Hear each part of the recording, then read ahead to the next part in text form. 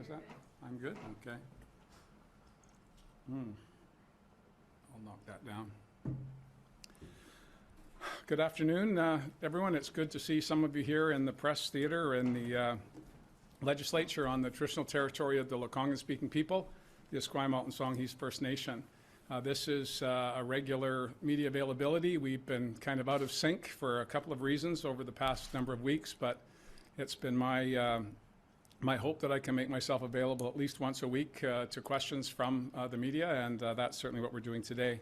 But before I start, although there's no formal presentation, I do want to acknowledge that we are now a week into horrific events in Ukraine, the belligerence and unlawful activity of the Putin regime, putting countless lives at risk, destroying a civilization, quite frankly, for reasons not known to anyone but him. I am so proud as a British Columbian and as a Canadian to have our national response to be in unison with other allies around the world. Oftentimes people in countries that don't always agree are unanimous in their condemnation of the Russian aggression in Ukraine. And I also want to acknowledge that British Columbians are prepared to open their hearts and their homes to refugees, as we have in previous events like this, whether it be Syria, Afghanistan, and many, many other hostile intrusions by nefarious governments that have put regular people at risk and displaced them from their homes and their livelihoods. So British Columbia stands ready, and we have been engaging with the federal government to ensure that as they bring forward their accelerated immigration and refugee plans, that British Columbia will be right there with them to assist those who need help at this most desperate of times. So with that, I'm happy to take any questions you might have. Thank you, Premier. As a reminder to those on the phone line, please press *1 to enter the queue. You're limited to one question and one follow-up. We'll start in the room today. Binder Sajan, CTV. I just wanted to pick up on what you were talking about there. With the accelerated streams from the federal government, what does BC need to do to prepare? How many people do you think BC could actually accept, and over what period of time? Well, we're certainly working with federal immigration officials. Nathan Cullen is the provincial minister responsible for the immigration program that we have in BC, which is very modest. He'll be reaching out to non-governmental organizations, faith groups who traditionally lead when it comes to finding homes and work and other necessities for refugees, wherever they may come from. So we're going to be working in collaboration with local on-the-ground agencies to make sure that we do everything we can to house and protect and care for as many people as we can. What that number is uncertain at this time, but there will be costs, of course. British Columbians have already given $1 million to the Red Cross to assist with preliminary work, and we will, of course, as a government, be there for healthcare costs, assisting with housing, and all of the other initiatives that do end up falling to the province to pay for in situations like this. This isn't the time to negotiate with the federal government on how best to do that. It's the time to be there for the federal government to meet the need as they deem it, and of course working with them to ensure that we don't go over capacity and make more difficulty for people than they're already experiencing. Binder, do you have a follow-up? Yes, and just closer to home, I'm sure you've seen the prices at the gas pump. You know, there's criticism that the carbon tax is going up April 1st at a penny a litre. You've spoken about potentially being able to do something to help British Columbians. Where are we at with that, and why won't your government consider pulling back some of those taxes? Well, certainly the 1 cent a litre increase that's scheduled for April 1st is part of a federal mandate, and I'm not passing the buck when I say that. The federal government has a climate action plan, as does the province of British Columbia, and pricing carbon is a key component of that. We have committed as a government in 2 election campaigns to get to $50 a ton for taxing pollution, and we intend to do that come April 1st. Subsequent increases will be, and that of course was a result of a federal mandate. The federal government mandated all provinces to meet that objective, and we in BC, early adherents to carbon pricing going back to 2008, 2009, we're in a better position to meet the $50 a ton than some other jurisdictions. But I do understand that people, when they look at almost $2 a litre for gasoline, they immediately say, how can we reduce this? And taxation is a part of the increase, 1 cent, but an 18 cent a litre increase overnight has everything to do with international instability and, of course, the events unfolding in Ukraine today. Having energy experts make those comments through the media, I think is helpful for British Columbians to understand that it may be easy for politicians to declare that taxes are the problem. Those taxes go to building our roads, to providing the transit, to making sure that our infrastructure is as modern as it can be. And having come through the atmospheric river this past fall, I think people understand better than in the past how fragile our infrastructure is and how important it is to make those investments. And carbon pricing and the gas taxes are part of that. And we'll certainly continue to monitor the situation. Minister Ralston's been clear on that. We put in place legislation to ensure that gouging wasn't happening. I think British Columbians would be very unhappy if they saw through the BC Utilities Commission and the legislation that we put in place that companies were taking advantage of international uncertainty to pad their profit margins. So we have protections in place for that undertaking, or that eventuality rather, and we'll monitor it closely. And if there's something more that we can do, we'll certainly take action. Going to the phone lines now, Rob Shaw, Check News. Hey, Premier. Just wondering when you plan on calling a by-election now that there is that vacancy in Vancouver-Colchena. Well, the last time I was asked, there wasn't a vacancy. I felt that Mr. Wilkinson might have felt he was being rushed out the door, but there is a vacancy. We're working to ensure that we can get that by-election called as quickly as possible. I know that in the past, governments have held off on calling by-elections in non-incumbent constituencies. I remember the former government waiting 5.5 months to fill a vacancy in Vancouver Mount Pleasant, one of the poorest postal codes in North America. That's not anything that I plan to do, although Colchena doesn't fall into that category. I believe that people deserve representation in the legislature, and we're going to call that by-election. It'll be certainly before the House rises. The seat will be filled before the House rises for the summer. Rob, do you have a follow-up? Sure, thanks. Can I ask you about the new Ferry legislation that's been written about this week? And it's kind of described as a stealthy way for the government to use its kind of majority on the Ferry Authority Board to control BC Ferries directly, start giving it orders and making demands without taking it back into government. Is that what's happening here? And do you want to exercise some more control over ferries? And is this how you're doing it? Well, it is interesting that those that have been writing about this have been writing about ferries for decades. And I appreciate that that might be a column that is readily available off the shelf. What we've been doing is ensuring that the public interest is in play when BC Ferries makes decisions. We passed legislation in the last Parliament to ensure that that was in fact the case. It hasn't always been. We have no interest in managing the day-to-day activities of the BC Ferry Corporation. But we do believe, as the lone shareholder, that we have an obligation to coastal communities and ferry-dependent communities to make sure that they know that they have some say through their elected representatives, not as drivers of the administration and operations of the service, but to ensure that these basic public tests are met. And that's the objective of the legislation. It came as a result of a review that we did in the last term about ferry fares, ferry-dependent communities, and I believe this is a natural progression of that work, and it's not intended in any way to take control of BC Ferries, but it is part of our way of ensuring that the public interest is protected. That's what we set out to do, and I'm confident the legislation will do that. Richard Zussman, Global News. Premier, ICBC is looking at profits now this year at $1.9 billion. You in the past were highly critical of the BC Liberal government about the way they used ICBC funds.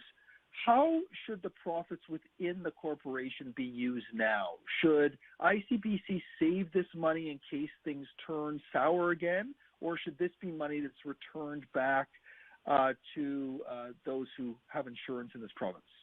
I think it's a bit of both, Richard, quite frankly.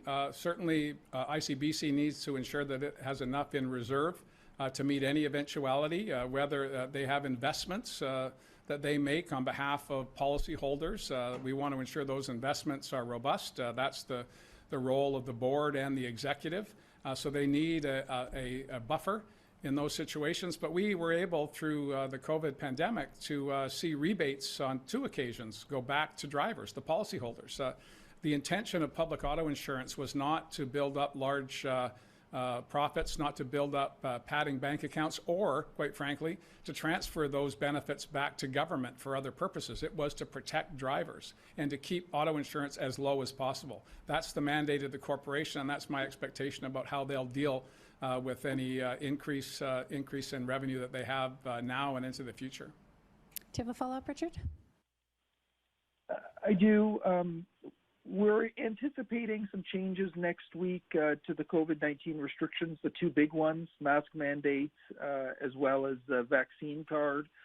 Is there anything you see in the COVID data that makes you worried that we may, have to keep some of these policies in place? And is there any sense, I know the Prime Minister has been awfully busy with what's going on with Ukraine and Russia, but is there any sense that federal COVID rules, especially testing at the border, may be eased at some point soon? Well, I think they're already taking steps at the federal level to ease testing requirements. I do believe that the data is going absolutely in the right direction. Dr. Henry and Minister Dix keep me regularly apprised. I'll have my full briefing on Monday, as I do every week, and we'll have a better understanding then of where we will go with advice from Dr. Henry and her public health team on the restrictions that remain in place in British Columbia. But I think that what we have been trying to get through to people is that everyone has a different level of comfort. We're 2 years into the COVID pandemic, and we find ourselves with more tools now than ever before. We have safe and effective vaccines. We have a good understanding about how we as individuals and families and communities need to interact with each other. And so I have a lot of faith and confidence in the good sense of British Columbians that any decision that Dr. Henry brings to us next week will be one that is measured and balanced, as she has been from the beginning, to good effect. And why British Columbians have been so responsive to health orders, quite frankly, is because they haven't been overly onerous. They have been thoughtful, and they have been trying to balance the different needs of individuals and communities and businesses.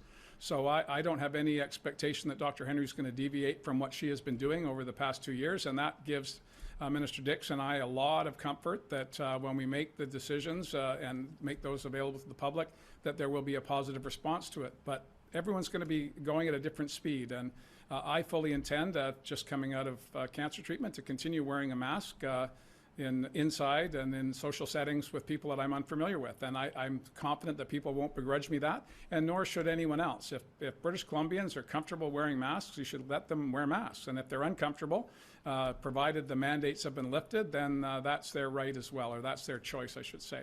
But I think British Columbians have learned a lot about themselves and about their community and about how they interact with their neighbors and their workmates and in the marketplace. And I'm absolutely convinced that British Columbians will do the right thing by themselves and by those around them. Next question is from Lisa Cordasco, Vancouver Sun. Thank you. Good afternoon, Premier. As you know, new numbers just come out recently showing the average home price in Vancouver is $2 million, townhouses $1 million, and housing affordability is top of mind for British Columbians. And despite the initiative that your government has undertaken, both the rental and the ownership markets have, the prices have skyrocketed. I'm wondering what else your government could be doing to offer any hope that British Columbians can expect to be able to afford a place to live. These are extraordinary times that we live in. The pandemic has compromised our ability to get more supply online. Talking to realtors and reviewing the information that they're providing to the public, scarcity leads to increased costs. So we need to build more. That means municipalities need to accelerate their processes, and we want to work collaboratively with municipalities and decision makers at the local level to make sure we can get more supply built as quickly as possible. We have been making record investments. You prefaced your question, Lisa, by saying that, and it is quite staggering the amount of money the province has driven into the housing market in the past 5 years. But despite those extraordinary efforts, despite bringing in a speculation and vacancy tax that is supported by 98% of British Columbians, that has turned 18,000 vacant houses into rental stock, despite those extraordinary initiatives, we still see prices being unaffordable, certainly in our metro centers for British Columbians. So we're going to keep working and keep trying to bring on more supply. We're going to try and use various tools at our disposal. Minister Robinson and Mr. Eby are working together on how we can try and reduce the extraordinary price wars, the bidding wars that happen when a house comes onto the market, and that's been, quite frankly, realtors are disappointed with that. We want to work with them to find what are their solutions. They know that their clients need to have the costs come down so that they can comfortably participate in bidding for a home. This is usually the largest decision that an individual or a family will make. We want to make sure that they can make those decisions confident that it's the right one. We've seen interest rates start to climb to address runaway inflation. These are going to be issues that everyone's going to be trying to balance, developers, purchasers, sellers. So it's going to be a difficult and challenging number of months, but we stand ready to continue to make investments, to continue to work with municipalities to bring on more supply, because the only way we bring it down is to have more houses on the market than there are buyers, and that's nowhere near where we are right now. Lisa, do you have a follow-up? Yes, I'm just wondering if there are any ideas being bandied about on how you might work more cooperatively with private developers to make home ownership or even rental housing more affordable. Well, we're already seeing developers build more 2- and 3-bedroom units than bachelor units. That was one of the first initiatives that we wanted to drive through the various UDI and other development organizations. I live in Langford here on southern Vancouver Island, where the fastest growing city, certainly on Vancouver Island, very close in terms of growth to Surrey. And the development there is unprecedented, and it's because local council and the development community are finding ways to bring on supply that is literally grabbed as quickly as it becomes available. And the development community in my town are not building bachelor units. They're building 2- and 3-bedroom units because it's a family community with family prices. And I want to see that in Richmond. I want to see that in Burnaby. I want to see that in New Westminster and in Vancouver as well. As we build out SkyTrain and the Musqueam, Squamish, and Tsleil-Waututh developments that are on the books, working with the city and planners there, I think there's a lot of optimism in the near term. But right now, it's very, very challenging. Next question is from Prabjot Kalan, Omni TV. Hi, thank you so much for this question, and good afternoon, Premier. So maybe you heard about the latest incident happened in Kelowna last week. The one security girl was died due to brutal attack with a mental health person. And after that, a lot of question and safety concern is rising into the international students and the work permit holder, the people doing the odd jobs day and night. So any message you want to convey to them today about the security issues or anything on that? Well, firstly, thank you for the question, and I want to convey my deepest condolences to the family of the young woman who lost her life while at work. That is not something that any family should have to experience, and I can't imagine, quite frankly, the horror that they're going through right now. With respect to the broader question of street violence and street safety, these are issues that have been emerging through the pandemic. I think part of our problem is that we've had 2 years of dislocation, mental health challenges that are well documented, that have been increasing because of isolation, because of uncertainty, because of fear of COVID and other challenges in the community.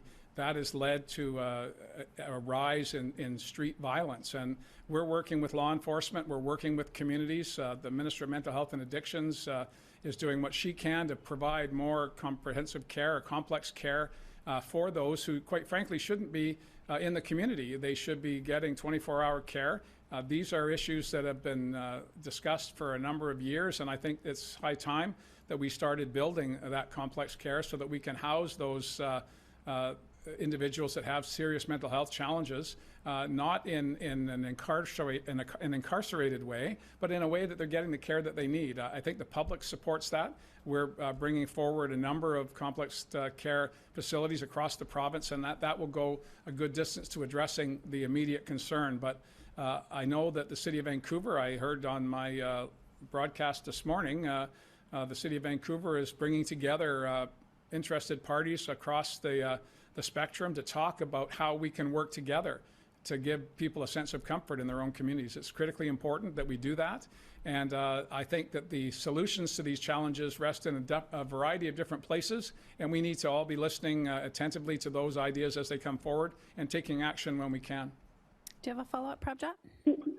Yes, I do. Yeah, I was talking to the Kelowna RCMC about this case, and this is not the first one. Actually, this is the third incident in few months in Kelowna only when the person was killed with a mental health issue, and they're asking for more resources and more, like whatever. I know you already mentioned this, but what you're looking more specifically on that community? Well, I can't speak specifically to Kelowna because I do believe the problem is not confined to the Okanagan. In fact, it's in communities right across BC, large and small. But I can say that the legislature and all-party committee has been reviewing the Police Act. It's almost a 50-year-old piece of legislation, and we're hopeful that the recommendations that come back from communities, this is due in the next number of weeks, that those recommendations will help the province, the federal government, and municipalities address the needs of transforming law enforcement so that we can ensure that law enforcement personnel have with them trained staff to assist with mental health issues rather than leaving it to those who don't necessarily have the training to address the issues. I've heard from municipal leaders for a decade and a half, almost as long as I've been a member of the legislature, that law enforcement are not equipped, they don't have the resources to be social workers as well as law enforcement. We need to make sure that they are as trained as they can be, to be sure, for sensitivity and ensuring that the right choices are made at the right time. But we need to add to that, not detract from it. This notion of defunding is, I think, does a disservice to everyone. We need to refund public safety to make sure that the right people are trained to do the job that they need to do in a very complex situation. Modernity, the world that we live in, is not as simple as it used to be. And that's creating even more challenges for people, vulnerable people. And we need to make sure we're protecting broader communities from those who are suffering from mental illness. Destigmatizing is part of it, but making sure the right people are there to intervene at the right time and getting those individuals to the care that they need rather than just taking them down the road and letting them go again without the supports that will keep everyone safe. Next question is from Brianna Charlebois, Canadian Press. Hi there. Thank you so much for taking my question.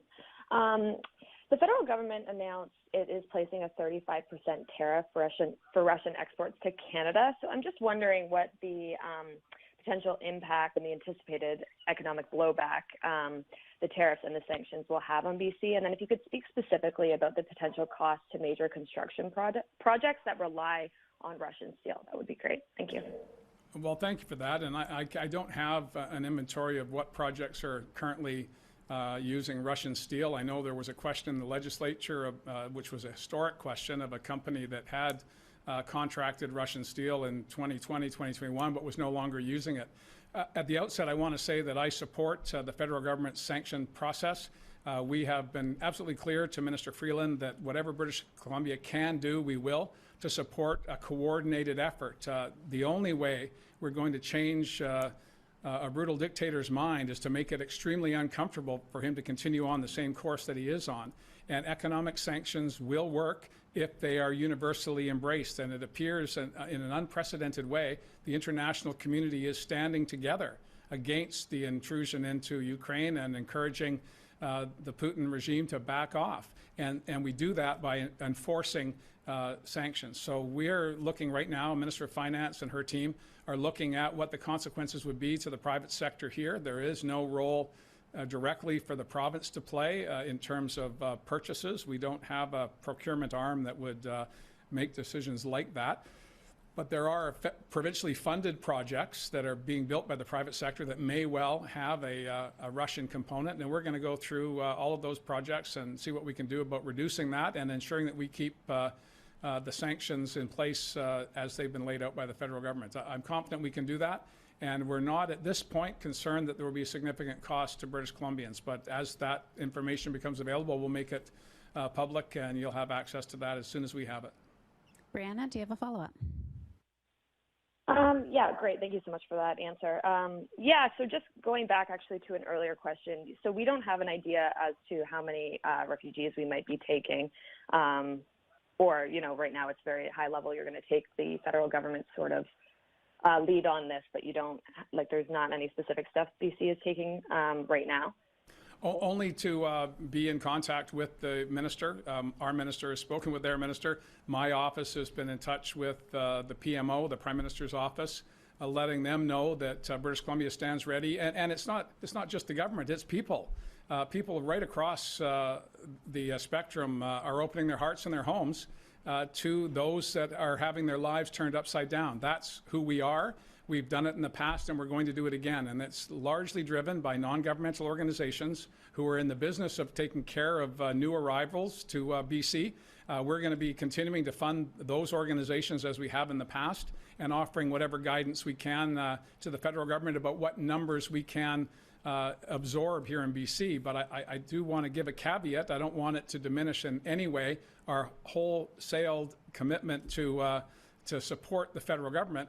But more people came to British Columbia in the past year than have come internationally and from other provinces since the early 1990s. That's contributing to the housing challenges. That's contributing to other costs that we're all being exposed to.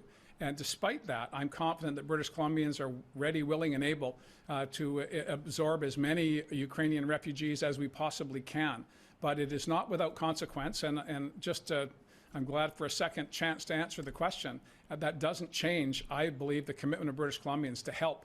The world has turned its attention to Ukraine, and the brave and courageous leadership that we're seeing, not just in government, but on the streets, from elderly women with sunflower seeds in their hands, telling Russians to go home. That is so moving, not just for me, but for all British Columbians. And if we can't do everything we can to help people in their hour of need, then we're not truly global citizens, and I know British Columbians are. Our last question today is from Rob Buffum, CTV VI.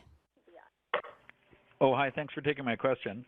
Premier, I just wanted to get clarity, if I could, as to whether or not British Columbians can expect an announcement next week regarding the mask and vax card mandates. I know March 15th is the date to review that.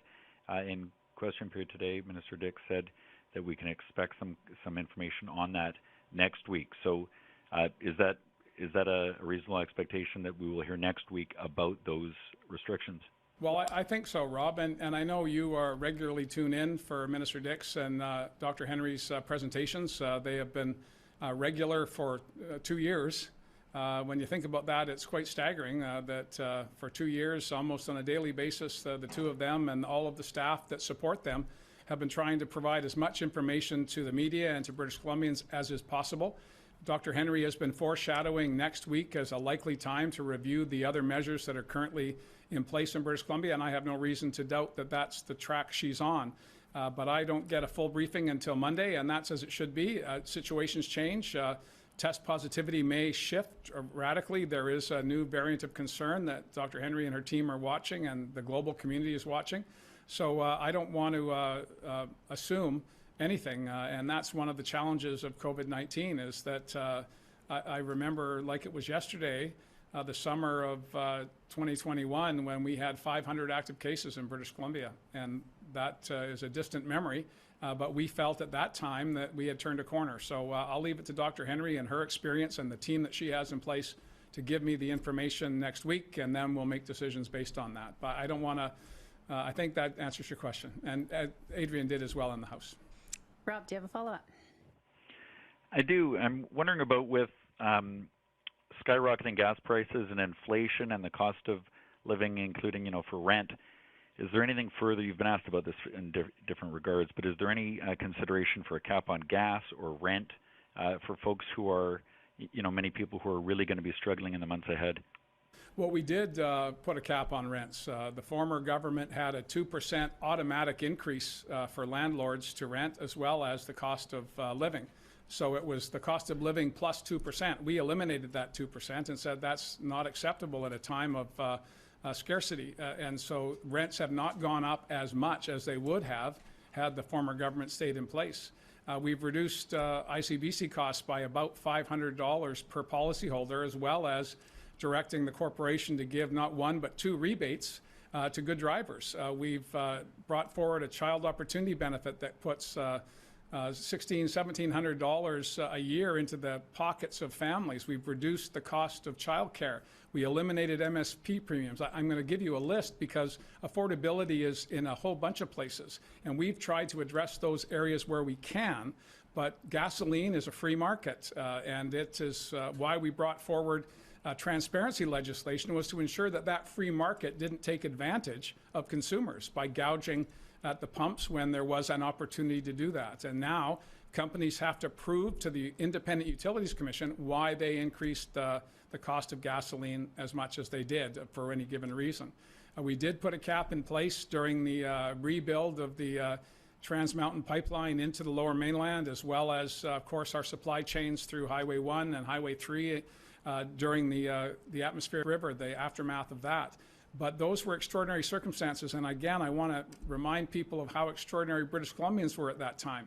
We brought in rationing for the first time in the post-war era, and the British Columbians responded by saying, yeah, I'll take what I need and leave the rest for another citizen, another British Columbian. Those are the types of things we have to do as we get through these challenging times. An 18-cent increase in a litre of gas is not about taxation. It's about uncertainty in the marketplace. It's about instability as a result of the Russian invasion of Ukraine.